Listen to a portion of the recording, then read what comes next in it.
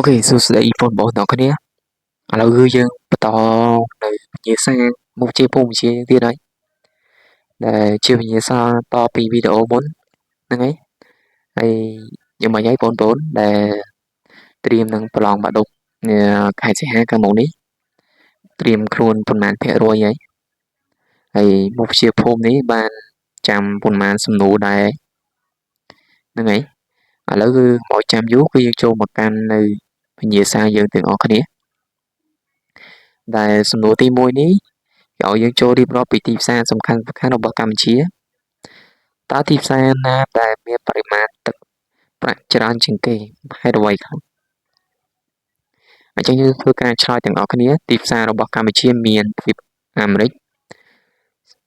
សហគមន៍អឺរ៉ុបទ្វីបអាហ្វ្រិកទ្វីបអាស៊ីនិងអូសេនីសាធារណរដ្ឋសង្គមនិយមវៀតណាមអូខេសម្រាប់ទីផ្សាររបស់កម្ពុជាគឺមានចំនួន5ហ្នឹងហើយទីផ្សារកម្ពុជាដែលទឹកប្រាក់ច្រើនជាងគេគឺសហរដ្ឋអាមេរិកព្រោះការអនុគ្រោះពន្ធនាំចូលកម្ពុជាជាសមាជិក WTO នៃអង្គការពាណិជ្ជកម្មពិភពលោកគឺមានប៉ុណ្ណឹងហើយសម្រាប់ទឹកប្រាក់ដែលច្រើនជាងគេមានសហរដ្ឋអាមេរិកហ្នឹងហើយ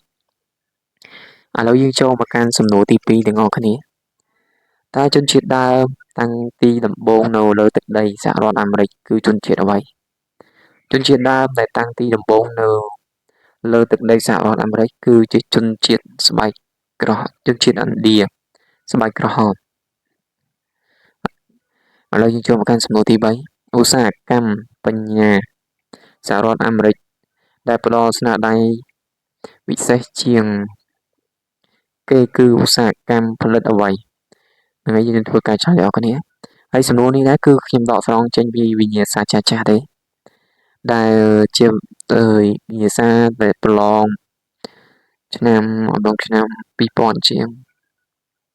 ហ្នឹងហើយយើងធ្វើការឆ្លើយដល់គ្នាព្រោះសំណួរនេះចាប់ពីឆ្នាំ2014មកដូចជាអត់ឃើញមានចាក់អត់ទាន់ចេញទេប៉ុន្តែខ្ញុំចង់លើកយកមកធ្វើជាវីដេអូជាសំណួរចែកជូនបងប្អូនដើម្បីមើលកុំឲ្យភ្លេចក្រែងលោកគេអាចនឹងយកមួយសំណួរពីរសំណួរអីដាក់ចូលក្នុងការប្រឡងបាក់ឌុបក៏ថាបានហើយឧស្សាហកម្មបញ្ញាសហរដ្ឋអាមេរិកដែលផ្ដល់ស្នាដៃពិសេសជាងគេគឺឧស្សាហកម្មផលិតយន្តហោះនិងយានអវកាសអូខេមានប៉ុណ្ណឹង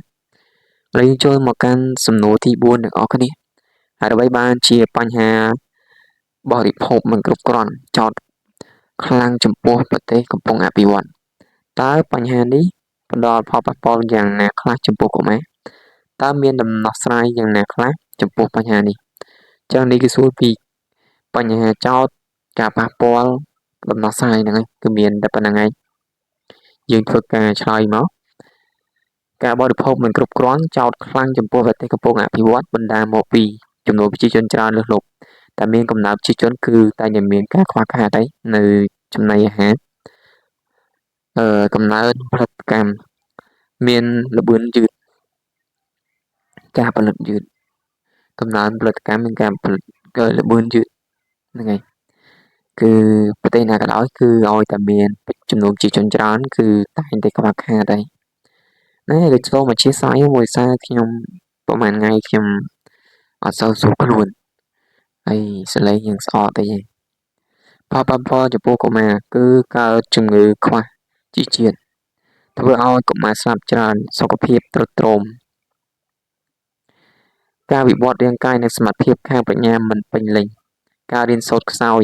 ផលិតភាពការងារមានកម្រិតទាបអញ្ចឹងយើងមកមើលដំណោះស្រាយទាំងអស់គ្នាដំណោះស្រាយកាត់បន្ថយអត្រាកំណើនប្រជាជនពញាកំណើតលើកកម្ពស់កម្រិតជីវភាពដោយបង្កើនផលិតផលកសិកម្មពិសេសផលិតផលអាហារឲ្យបានគ្រប់គ្រាន់ហើយយើងចូលមកកាន់សំណួរទី5ទាំងអស់គ្នាកត្តាអ្វីខ្លះដែលធ្វើឲ្យការអភិវឌ្ឍសកម្មភាពនគរនីកម្មប្រទេសកម្ពុជានាសម័យអាណានិគមបារាំងមានការរីកចម្រើន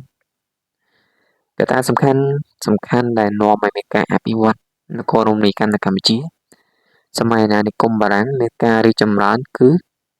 មានស្ថិរភាពផ្នែកសន្តិសុខនិងនយោបាយមានកំណែលំអវិស័យរដ្ឋបាលពិសេសវិស័យពន្ធដារ មានកំណែលំអវិស័យគមនាគមន៍មានកំពង់ផែក្នុងការអភិវឌ្ឍទីក្រុងមានផែនការសូមតអ្នកទាំងអស់គ្នាមានផែនការក្នុងការអភិវឌ្ឍទីក្រុងអូខេយើងមកមើលសំណួរទី6ទាំងអស់គ្នាតើកសិកម្មនៅកម្ពុជាជួបប្រទះនឹងបញ្ហាអ្វីខ្លះបញ្ហាចម្បងអ្វីខ្លះដែលត្រូវដោះស្រាយមុនគេព្រោះអ្វីហ្នឹងហើយសំណួរកសិកម្មនេះក៏អាចនឹងចេញដែរព្រោះអីប្រទេសកម្ពុជាជាប្រទេសមួយដែលសម្បូរកសិកម្មច្រើនជាងគេហ្នឹងហើយដែលប្រជាពលរដ្ឋប្រកបរបរកសិកម្មពុយភូមិជាតកតងនឹងទីតាំងភូមិសាស្ត្រទីតាំងភូមិសាស្ត្រតកតងជាមួយនឹងការរស់នៅប្រចាំថ្ងៃហ្នឹងឯងអញ្ចឹងយើងធ្វើការឆ្លើយមកកសិកម្មនៅកម្ពុជាជួបប្រទះបញ្ហាធំដូចជាបញ្ហាទឹកប្រព័ន្ធធារាសាស្ត្រមិនទាន់បានគ្រប់គ្រាន់បញ្ហាដីខ្សោះជីជាតិដីមានមិត្តនិងយុទ្ធភ័ណ្ឌមិនទាន់ផ្ទុះបញ្ហាសត្វចង្រៃបំផ្លាញសត្វមមាញត្នោតដង្កូវកណ្ដុរបញ្ហាឧបករណ៍ផលិតកម្មប្រើប្រាស់ឧបករណ៍បុរាណប្រទេសកម្ពុជាយើងមិនទាន់មានឧបករណ៍ទំនើបដូចប្រទេសគេទេប្រទេសគេគឺទំនើបណាស់ហ្នឹងហើយចូលបន្តទៀតបញ្ហាចម្បងដែលត្រូវដោះស្រាយមុនគេគឺបញ្ហាទឹកត្រូវរៀបចំប្រព័ន្ធធារាសាស្ត្រឲ្យបានគ្រប់គ្រាន់ព្រោះកសិកម្មនៅកម្ពុជានៅពឹងផ្អែកលើទឹកភ្លៀងនៅឡើយទេហ្នឹងហើយប្រទេសកម្ពុជាបើអត់មានទឹកភ្លៀងទេគឺមិនអាចប្រកបកសិកម្មបានដែរឥឡូវនេះរាជរដ្ឋាភិបាលក៏គាត់កំពុងតែខិតខំស្វះស្វែងធ្វើនៅប្រព័ន្ធធារាសាស្ត្រជូនប្រជាពលរដ្ឋសម្រាប់ធ្វើស្រែចម្ការឬប្រកបកសិកម្មហើយនឹងចូលសំណួរទី7តើការរលំនៃមជ្ឈមណ្ឌលធម្មជាតិជប៉ុននាំឲ្យរាំងស្ទះដល់ការរីកចម្រើននៃវិស័យសេដ្ឋកិច្ចរបស់ប្រទេសនោះដែរឬទេព្រោះអ្វីការលំបាកនៃមជ្ឈមណ្ឌលធម្មជាតិជប៉ុនមិននាំឲ្យរាំងស្ទះដល់ការរីកចម្រើននៃវិស័យសេដ្ឋកិច្ចរបស់ប្រទេសនោះបានទេពីព្រោះមានបច្ចេកទេសខ្ពស់អាចទប់ស្កាត់ជាមួយនឹងគ្រោះធម្មជាតិមានបច្ចេកទេសទំនើបទាំងកសិកម្មនិងឧស្សាហកម្មប្រើនយោបាយបើកចំហជើងមេឃដល់ការនាំចេញនិងចូលផ្នែកវត្ថុធាតុដើមថាមពលនិងផលិតផលសម្រេចផ្សេងៗផ្ទៃឧស្សាហកម្មទៅផលិតផលនៅប្រទេសក្រៅសម្បូរធនធានមនុស្សដែលមានបច្ចេកទេសខ្ពស់និងគំនិតច្នៃប្រឌិតខ្ពស់និងមានស្មារតីស្នេហាជាតិហើយសំណួរគឺចប់តែប៉ុណ្្នឹងឯងជាចុងក្រោយក៏សូមឲ្យបងប្អូនជួយចុច Subscribe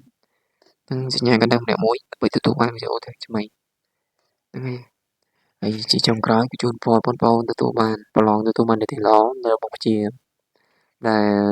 បងប្អូនជ្រើសរើសជាសង្គមនៅមានប្រវត្តិភូមិសិលធម៌អីហ្នឹងឲ្យទទួលបាននីតិល្អទាំងអស់គ្នាហ្នឹងហើយវីដេអូក៏មានតែប៉ុណ្្នឹងហើយ